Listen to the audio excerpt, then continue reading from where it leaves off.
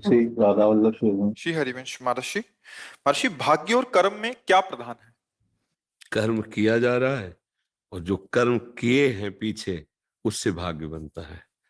जैसे हमारे गोदाम में बहुत वर्षों का अन्न रखा हो, तो जो उससे आज पिसवा करके आटा बनाकर जो पा रहे हैं, उसे वर्तमान में जो शरीर बना है वो भाग्य लेके आया है। उन्हीं कर्मों का फल, शुभ और अशुभ दो प्रकार के कर्म, पाप और पुण्य, दो प्रकार के फल, सुख और दुख, ये पहले से लिख चुका है।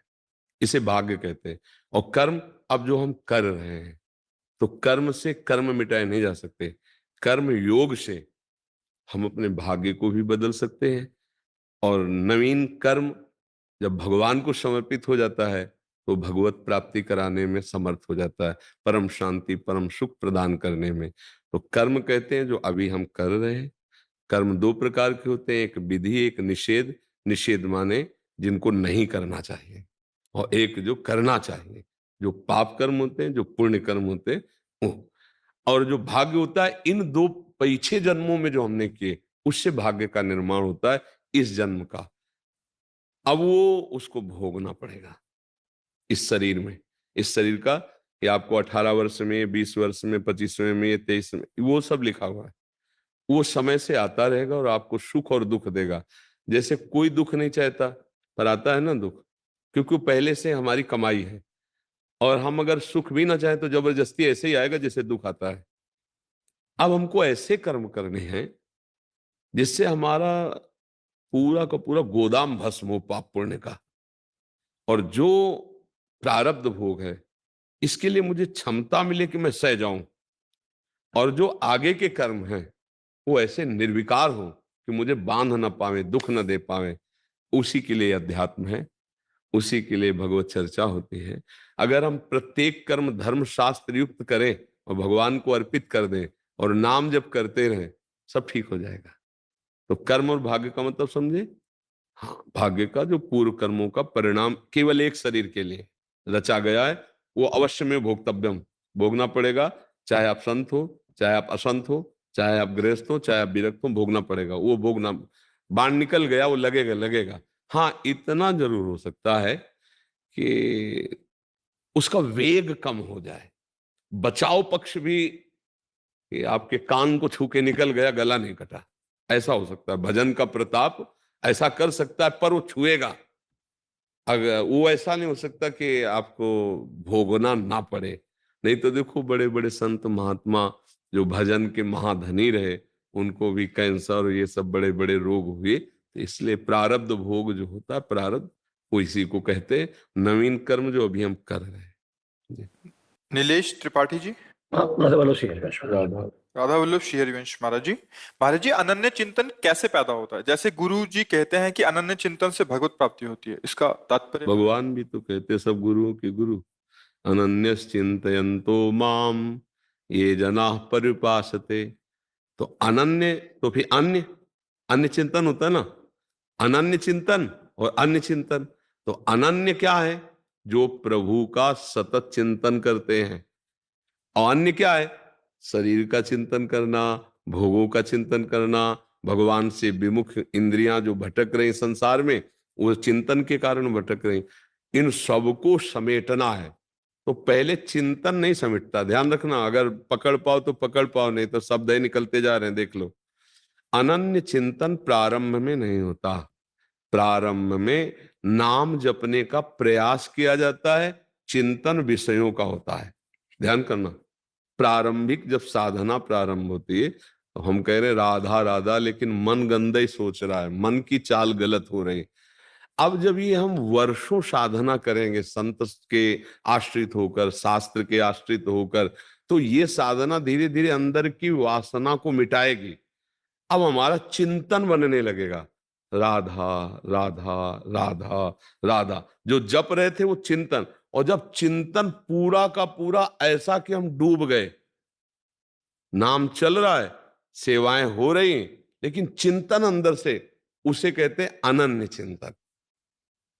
भगवान कहते हैं मच्चित्ता मदगत प्राणा बोधयंतः परस्परम मेरे को चित्त अर्पित कर दो, चित्त चिंतन, मेरे को प्राण अर्पित कर दो, एक एक श्वास राधा राधा, कृष्ण कृष्ण, राम हरि, जो नाम प्रिय हो, पहले नाम में लगो। नाम तुम्हारा चिंतन प्रभु के चरणों में समर्पित कर देगा।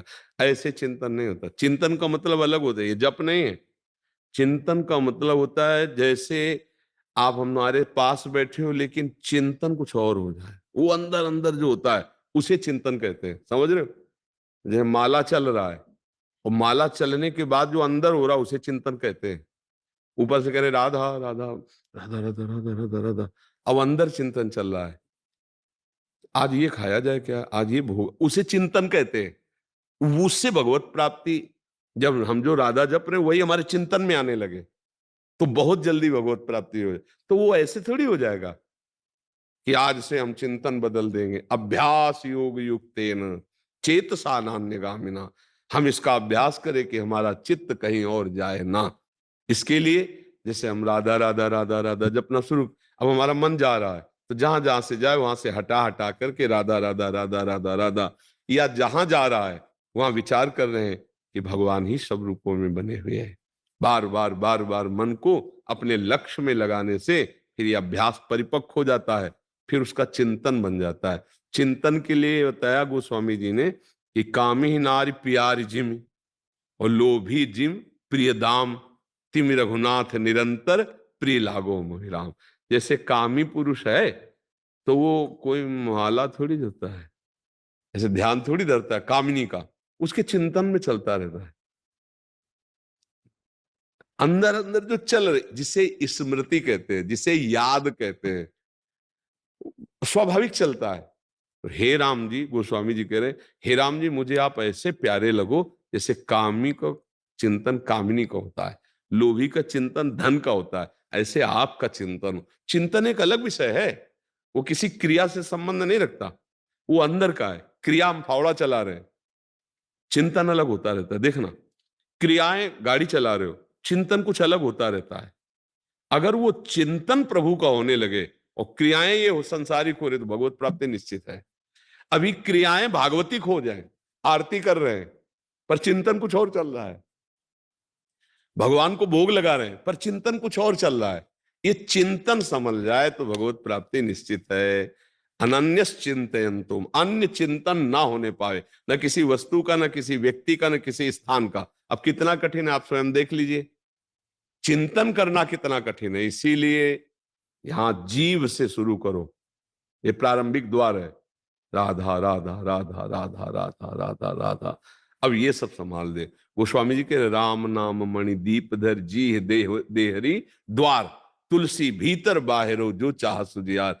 हृदय में भी और बाहर संसार में भी सब सुखों की प्राप्ति हो जाएगी यदि जीभ पे नाम विराजमान कर लो। ये महामणि है। तो हम राधा राधा राधा राधा राधा राधा पहले इस पे हम लगे तो फिर हमारा चिंतन धीरे धीरे, जैसे जैसे हृदय पवित्र होता है तो भगवान का चिंतन करने लगता है। अपवित्र हृदय भोगों का चिंतन, अभी अपवित्र हृदय है, इसलिए आप लाख कोशिश करो, चिंतन भोगों का ही होगा। आप देख लेना, मना खष्टान इंद्रियाणी प्रकृति स्थान कर सती, भोगों में जाएंगे।